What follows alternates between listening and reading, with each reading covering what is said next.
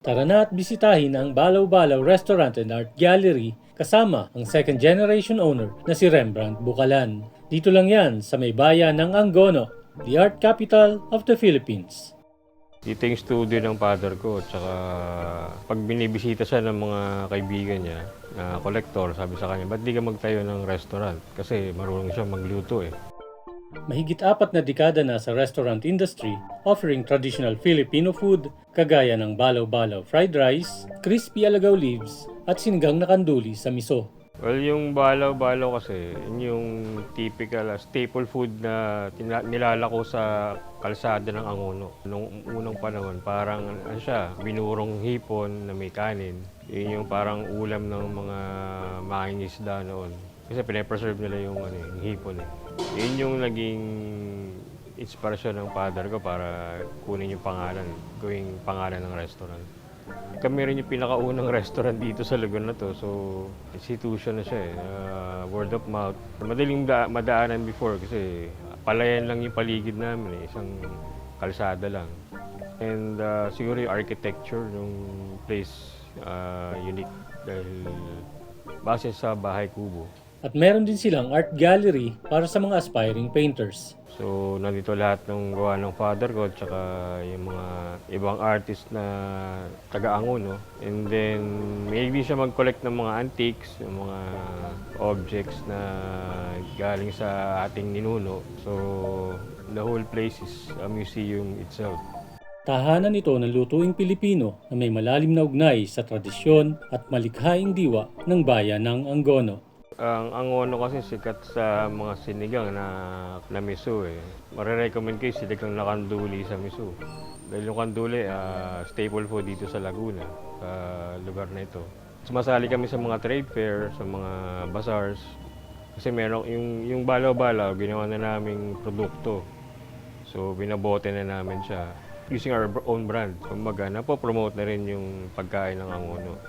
Sasamahan naman tayo ni Chef Joven at ipapakita kung paano lutuin ang ilan sa mga dinarayong pagkain sa kanilang restaurant.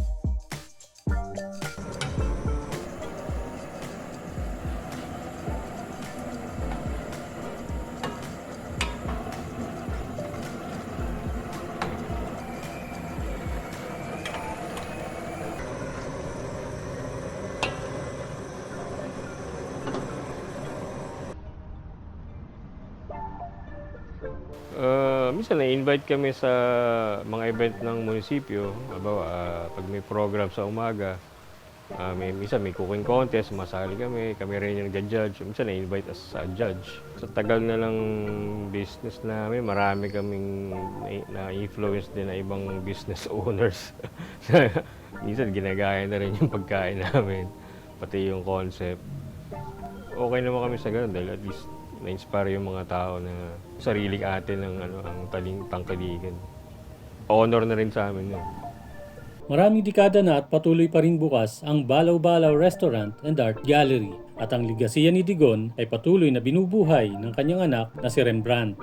Yung father ko, along with the LGU, siya yung nakaisip ng Gigantes Festival. Ginawa niya ng project proposal yan sa NCCA noong mga 1987.